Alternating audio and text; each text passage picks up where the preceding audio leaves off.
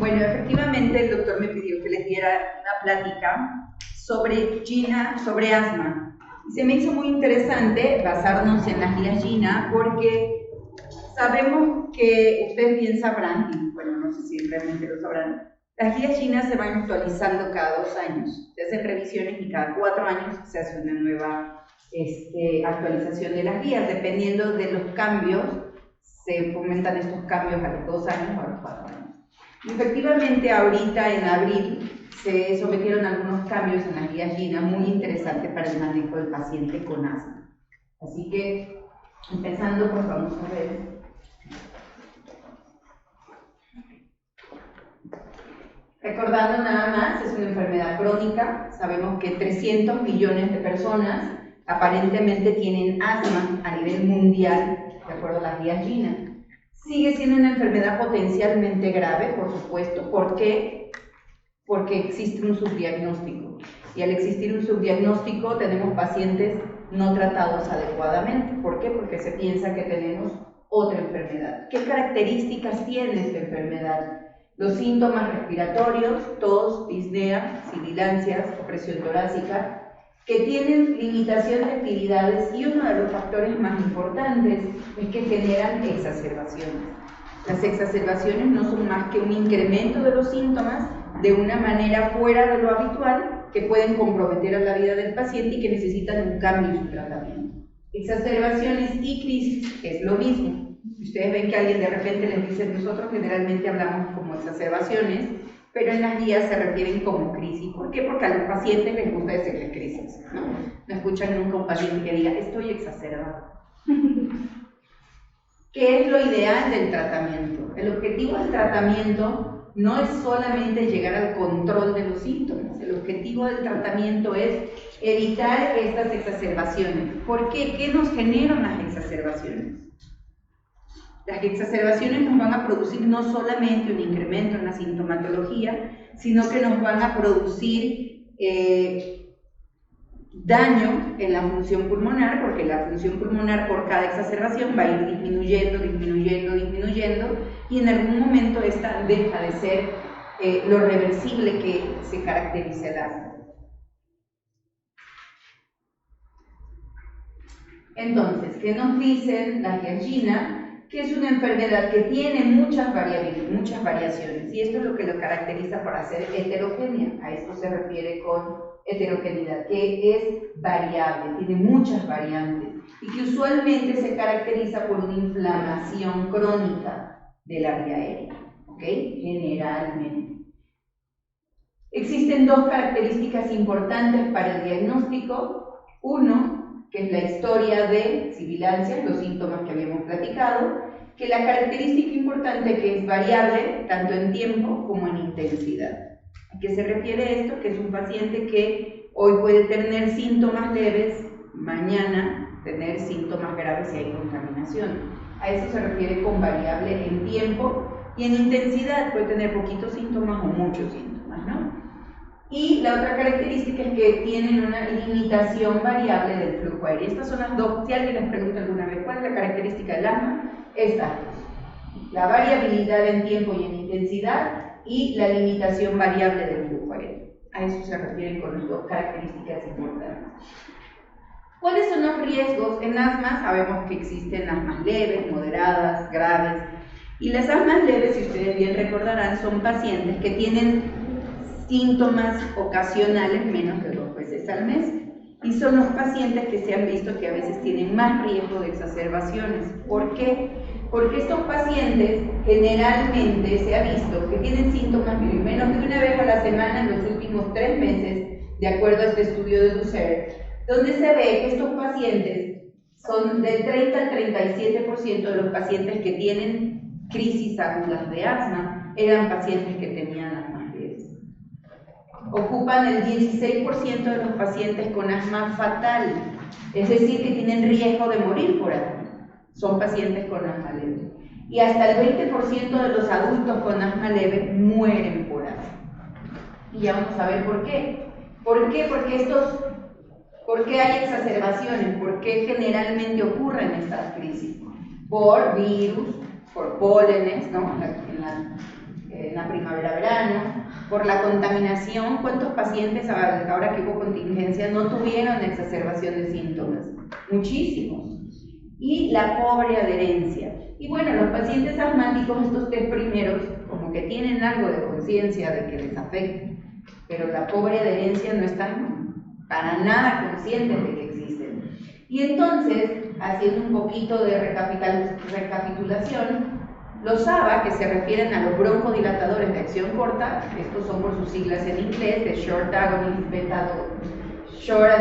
Beta 2, entonces han sido siempre la primera línea del asma, ¿no? Para el tratamiento de las crisis de asma, desde antes de que yo naciera. Y entonces, ¿por qué? Porque cuando empezó y salió este medicamento, pues la enfermedad se creía que era porque había solamente broncoconstricción, y esto que genera que haya sido la primera línea de tratamiento, porque el paciente se siente bien. Cuando se pone un broncodilatador, el paciente siente que puede respirar, se siente bien, y entonces ¿qué hace? Se lo sigue poniendo. Y esto genera que el paciente crea una dependencia hacia el broncodilatador de acción corta y piensa que ese debe ser su primera línea de tratamiento. ¿De acuerdo? ¿Por qué? Porque hay alivio rápido y no cuesta tanto, a diferencia de los otros. ¿Cuánto cuesta un salbutamol? 80 pesos, 50 pesos, muy baratos. Y entonces, otro factor que genera es que estos pacientes creen que con el puro broncodilatador se controlan porque se lo ponen y se alivian, ¿no? Lo cual no es cierto, porque ¿qué hace el broncodilatador? Solamente abre el bronquio, no desinflama. Y el componente más importante del asma es la inflamación. Y entonces, ¿qué pasa? No usan tratamiento controlador, no usan otro tratamiento para el control de los síntomas. Pero en el asma no todo es tan fácil como decir hay inflamación y ya. Hoy en día, con el venimiento de muchos conocimientos de la inflamación y de cuáles son las células involucradas, se han determinado algunos fenotipos y endotipos.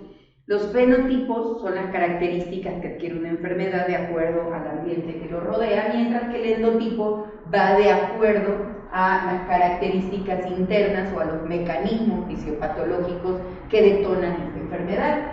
Y estos fenotipos y endotipos van a generar que haya, indistintamente del fenotipo, si es alérgico o no alérgico, si es de endotipo de células TH2, TH1, TH17, y se los digo porque cuando lo lean hoy en día de asma van a leer muchas de estas células, todas van a generar broncoespasmo, inflamación, incremento de la pared de la vía aérea e hipersecreción de moco. O sea, al fin y al cabo, indistintamente del fenotipo, la característica es la misma. Todos van a generar inflamación.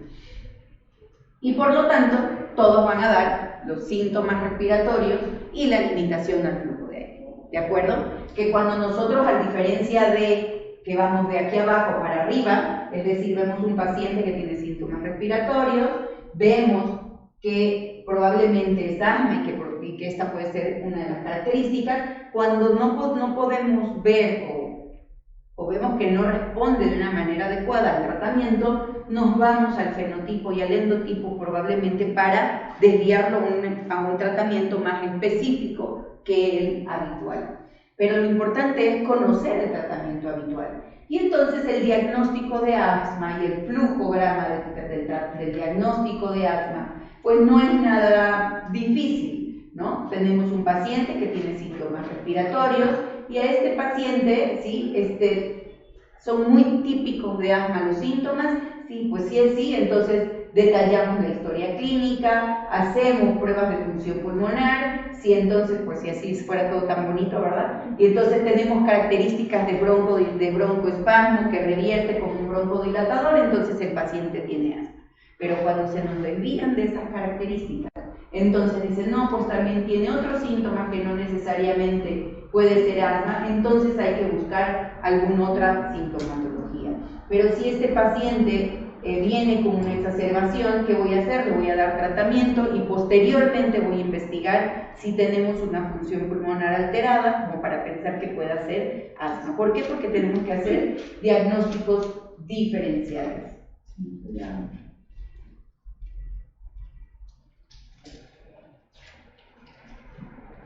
¿Me la registra? Muchas gracias. Ahí. Entonces, cuando el paciente no se presenta en una forma sencilla de diagnóstico, como lo habíamos visto, tal cual los síntomas, pruebas de función pulmonar, si tenemos pruebas de función pulmonar alteradas igual a diagnóstico de asma, entonces, ¿qué hacemos cuando llega con síntomas? Está indicado hacer un tratamiento empírico con esteroides inhalados y broncodilatador por razones necesarias, que es lo que la gran mayoría de los médicos hacen. Tiene un paciente con síntomas respiratorios y le deja tratamiento. El gran problema es que le deja el tratamiento por 15 días. No, si se lo vamos a dar, se lo vamos a dar por lo menos durante unas 8 semanas para desinflamar. ¿Cuál es el efecto? Vamos a ver la respuesta y posteriormente le hacemos pruebas de función pulmonar. ¿Sí? Más o menos a los 3 meses para poder evaluar esa vía aérea. El paciente asmático siempre va a tener hiperreactividad y aunque se vea una función pulmonar normal, la relación de capacidad pulmonar con BEF1, cuando le ponen el broncodilatador, el BEF1 como tal, va a mejorar arriba del 12% y eso puede ser un diagnóstico. Cuando no se hacen las pruebas de función pulmonar, damos tratamiento empírico y vemos la respuesta, ¿no? Pero, ¿qué ha pasado con estos pacientes? ¿Por qué han habido cambios ahorita en Gina? ¿Quieren saber que Gina cada vez que ve que puede haber un cambio, para poder hacer un cambio, tiene que estar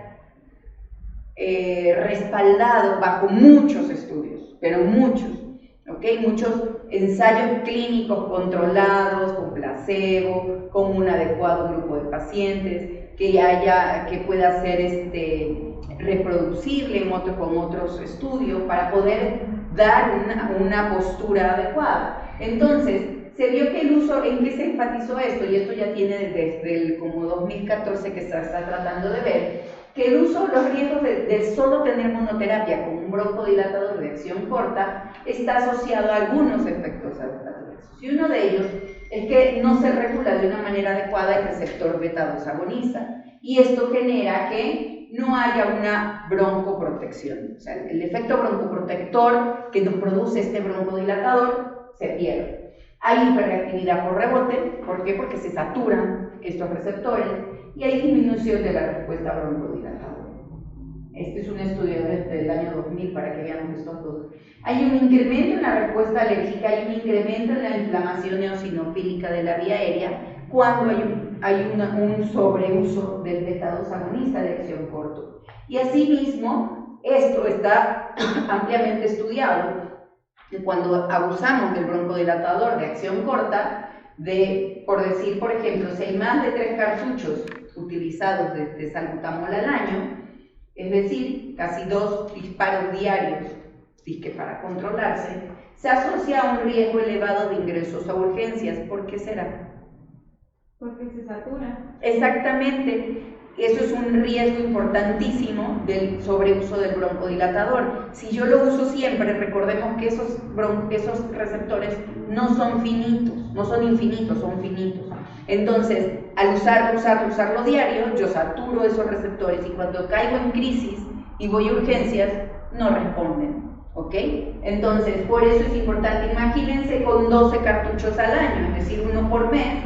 Esto de aquí está asociado a muerte por asma. Entonces, por eso, ¿sí?, se han ido tratando de ver qué pasa. Y entonces, una de las grandes preguntas en este año es si realmente el asma leve es leve.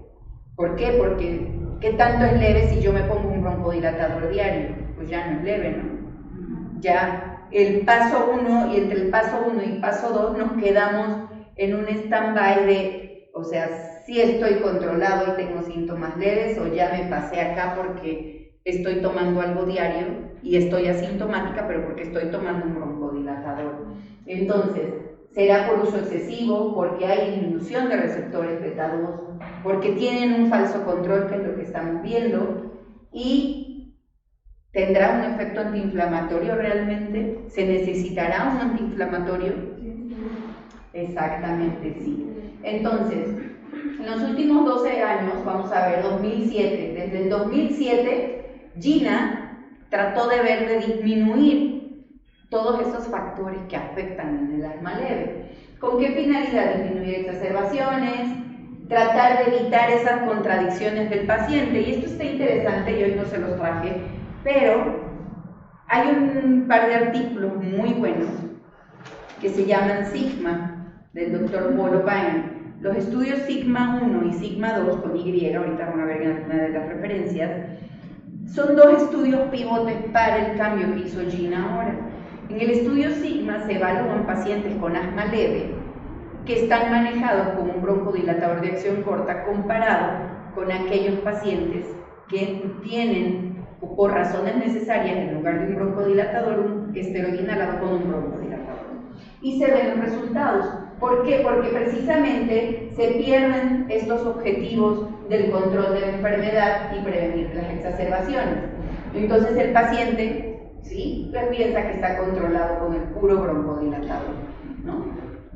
Gina se da cuenta igual que hay pobre adherencia como el factor de riesgo modificable. Recordemos que vamos a ver que una de las partes del tratamiento es disminuir los factores de riesgo modificables. Y uno de los factores de riesgo modificables es la adherencia, el aprender a usar bien los dispositivos, ¿sí?, controlar ciertos factores del medio ambiente.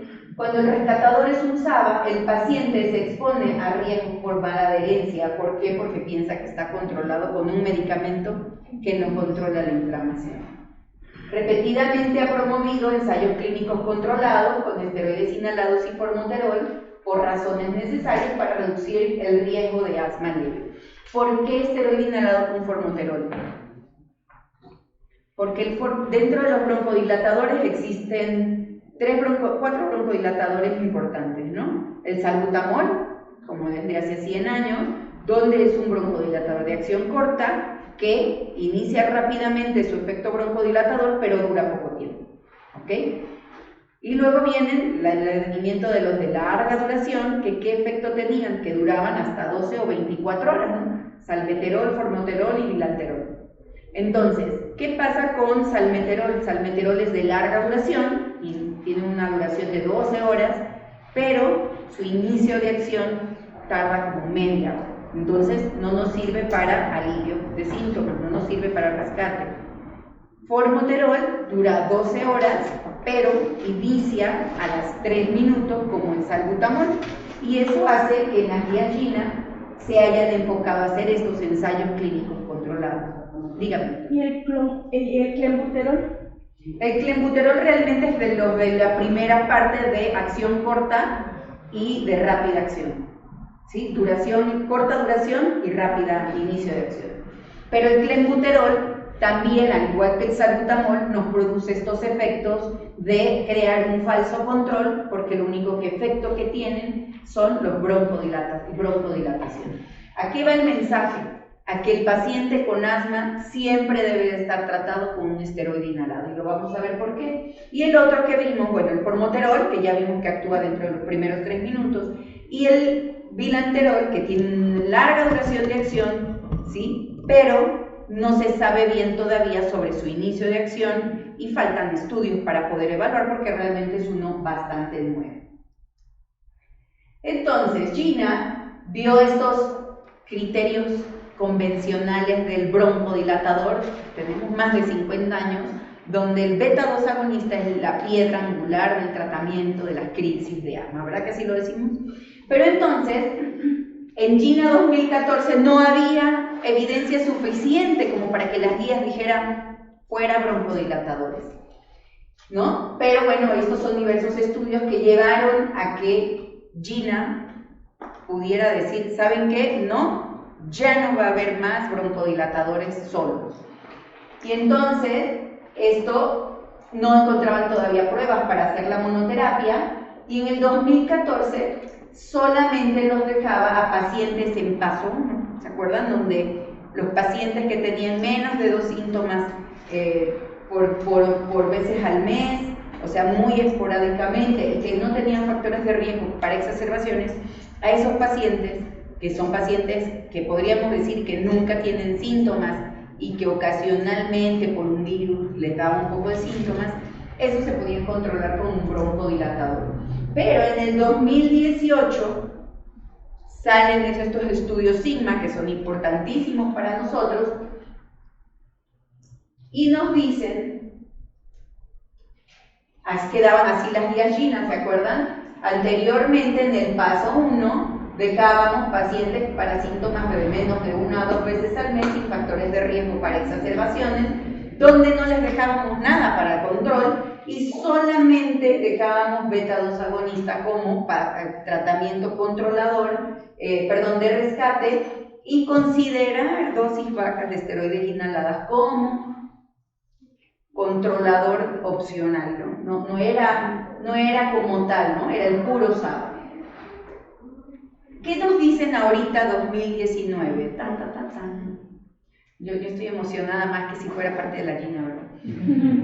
Hoy en día los cambios es que los controladores se dan desde el paso 1, ¿ok? Ya no esperamos al paso 2.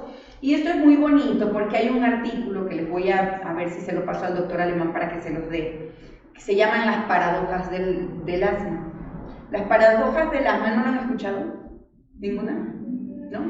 Híjole, me hubiera dado las paradojas del asma. Las paradojas del asma no es más que un estudio que habla de las contradicciones en el tratamiento del asma, ¿no? Se los voy a descifrar rápidamente, son 5 paradojas. La primera, en decir que el paciente con asma leve nada más se controla con un broncodilatador por razones necesarias. O sea, solo cuando tengo síntomas, yo solita me voy a poner el broncodilatador, ¿no? La paradoja número 2 es que el paciente tiene un autocontrol, ¿no? No necesita al médico para decir cuándo me voy a poner y cuándo no el broncodilatador.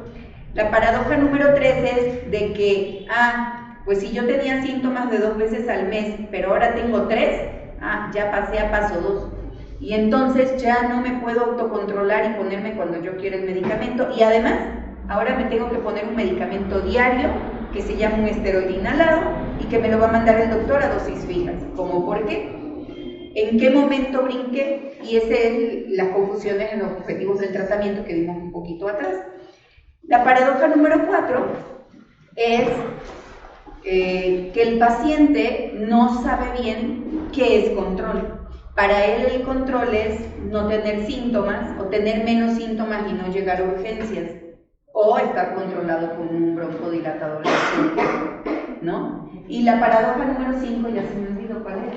La paradoja, ahorita me acuerdo y les digo. Y entonces todo esto, en base a todos estos estudios que vemos continuamente que pasa con nuestros pacientes, Gina realiza estos cambios. 1, controladores desde el paso 1. Terapias combinadas de esteroide inhalado con un LABA, de beta-2 agonista, desde el paso 1. Dejamos inmunoterapia sublingual y el inicio de los biológicos a partir del paso 5. ¿De acuerdo? Y entonces, ¿qué es los cambios que hacen? Por seguridad, no recomiendan nunca más el SABA, que es el broncodilatador de acción corta, en paso 1 del tratamiento. Pues ya quiero ver que todas sus recetas ya no van a dejar solamente un broncodilatador de acción corta. ¿Le quieren dejar un broncodilatador de acción corta? Tienen que ir con un esteroide inhalado. Llámese fluticasona, llámese budesonida, llámese beclometasona, pero tiene que ir con un broncodilatador de acción corta. ¿Por qué? Porque el uso solo incrementa el riesgo de exacerbaciones graves, sabiendo que con el esteroide inhalado, si se lo agregamos, reduce el riesgo de exacerbaciones, y de eso hay infinidad de estudios.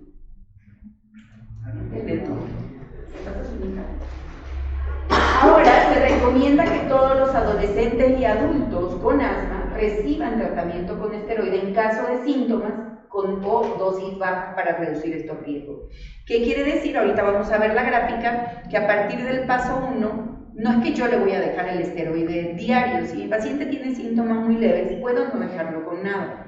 Pero si empieza con un poquito de exacerbaciones, tal cual como antes, en lugar de dejarle yo un SABA solo, le voy a decir, señora, cuando usted está malo, se va a poner el broncodilatador con un esteroide. Y entonces aquí vienen diversas cosas que le dejo, combinado o solo, ¿no? Yo creo que va a ir a la tendencia a la terapia combinada, como decía ahí. ¿Por qué? Porque por adherencia es más fácil decirle, señora, se va a poner este inhalador cuando usted tenga crisis o que empiece con un poquito de síntomas 1 o 2 veces al día, que pongas estos dos juntos, ¿no? Es más fácil.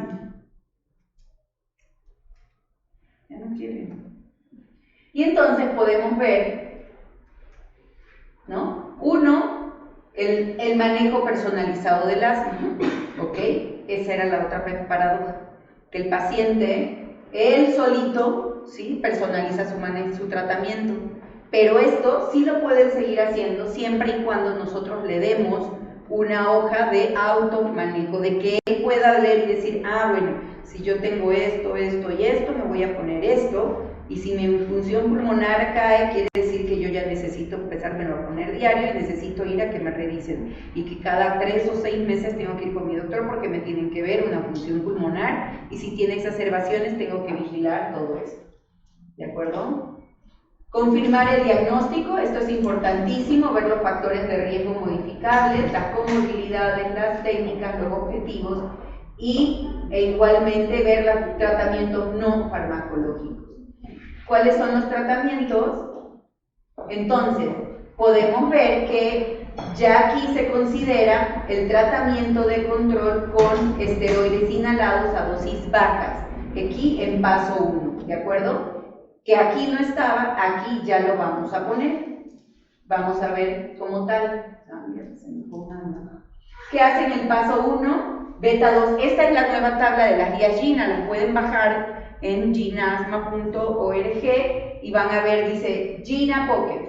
Todavía no sale el consenso largo del GINA, pero el GINA Pocket ya sale en 2019, donde nos dice: el tratamiento de control de preferencia es por razones necesarias esteroide inhalado con formoterol. Ojo, este paso no se puede dar con cualquier broncodilatador. ¿Por qué?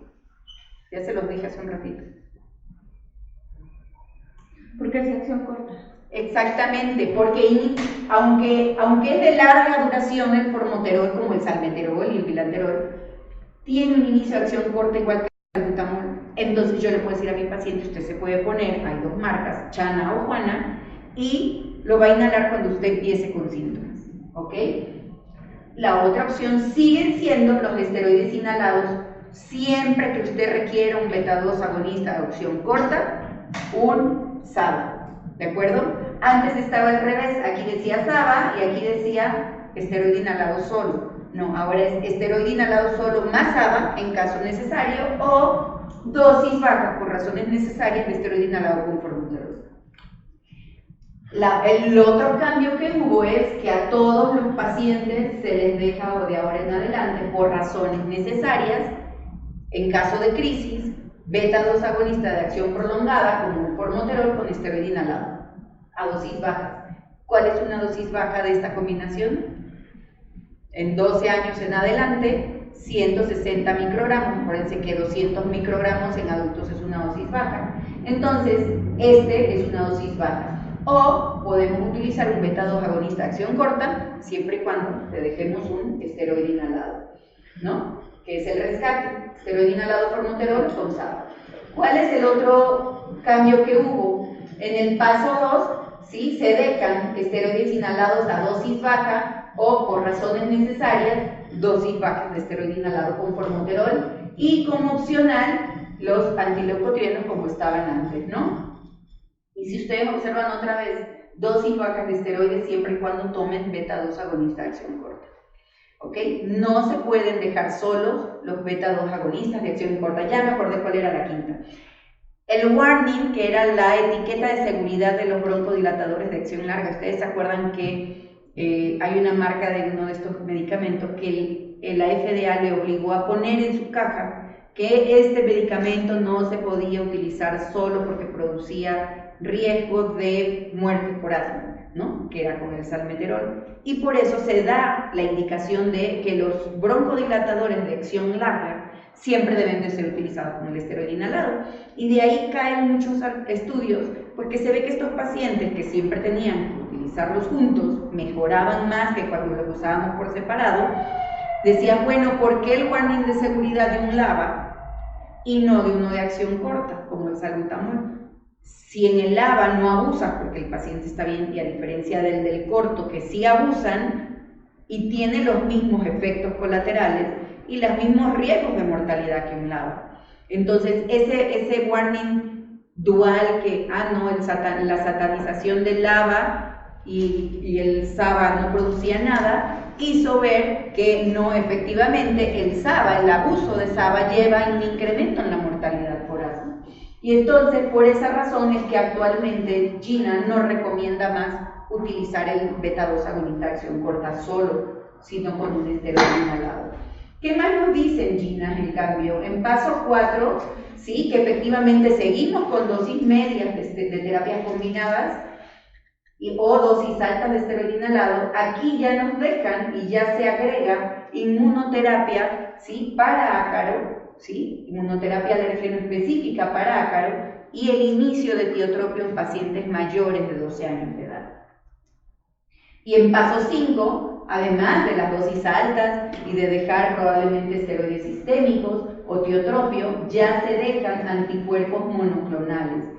Omalizumab, que era el que estaba todavía desde el año pasado, 2017, pero ahora se agregan antiinterleucina 5, ¿sí?, el antirreceptor de la interleucina 5 y ante el receptor de la interleucina 4. Es decir, podemos utilizar ya anticuerpos monoclonales. Rápidamente, paso 1, paciente con síntomas, si me están pasando por favor, menos de 2 veces al mes sin factores de riesgo, dejamos dosis bajas de esteroides inhalados con formoterol por razones necesarias, esto debido a sigma 1 y sigma 2, que me encantaría que lo vieran. Yo se lo voy a pasar al doctor Alemán, la que sigue por favor. Dosis bajas de esteroide inhalado siempre y cuando vayan a requerir beta-2 agonista de acción corta, y esto también en cuanto a estos estudios, Bestrexa y Basal, que refieren que estos pacientes mejoran más cuando están con un esteroide inhalado, porque previene las exacerbaciones, mejoran el control de los síntomas y el problema de llevar 2 dispositivos en lugar de uno solo, ¿de acuerdo? Y el uso diario de esteroide inhalado solo ya no es una opción en paso 1. O sea, ya no se utilizarán más el esteroide solito como monoterapia, sino siempre acompañado de un broncodilatador. ¿La que sigue? ¿La que sigue? Paso 2, ¿se acuerdan? La que sigue. No sé por qué salió ahí el paso 4. Bueno, la que sigue es que esas iban arriba, ya lo vimos. En el paso 2 hay dosis bajas de esteroide inhalado, como dosis fijas diarias, con un beta-2 agonista por razones necesarias, donde se ve que reduce el riesgo de exacerbaciones graves, hospitalización y muerte con el uso de esteroides inhalados a dosis bajas. La que sigue. Y importancia, ¿por qué? Porque previenen igual la muerte por asma y las exacerbaciones y mejoran este mal apego a los pacientes cuando solamente utilizan por razones necesarias un dispositivo. La que sigue. También podemos utilizar en paso 2 dosis bajas de terapias combinadas por razones necesarias. La que sigue. Estos estudios que son los de Sigma, ven que no hay inferioridad. Los estudios para decir que un medicamento pueda recomendarse sobre la tradicional o el estándar de oro, para esto son necesarios estudios de no inferioridad o de superioridad, ¿no? De superioridad pues sería lo mejor, ¿no? De que yo hago este estudio donde salbutamol y hago y yo le estoy apostando que este va a ser mejor que este. Pero lo mínimo indispensable que nos piden la FDA, la PRIS y todo esto es que tengan un estudio de no inferioridad, es decir, que por lo menos sea equivalente y no peor que, o sea, tiene que ser por lo menos igual. Y entonces estos estudios muestran que no son de no inferioridad con esteroides inhalados con SABA versus terapias combinadas, y se ve que hay reducción en exacerbaciones graves hasta en el 60% versus monoterapia de SABA. Es decir, no es solamente no inferior o equivalente, es superior al SABA solo. Y entonces se da importancia, ¿por qué? Porque igual previenen las exacerbaciones, disminuyen los síntomas en el tratamiento de esteroide inhalado con formoterol para alivio y control de los síntomas, es decir, un uso con un mismo dispositivo, ¿no? La que sigue, paso bueno, la que sigue, esto ya lo vi. No sé por qué se repitieron. La que sigue, las otras opciones de tratamiento, dosis bajas de esteroide inhalado si necesitamos un SABA, ¿no?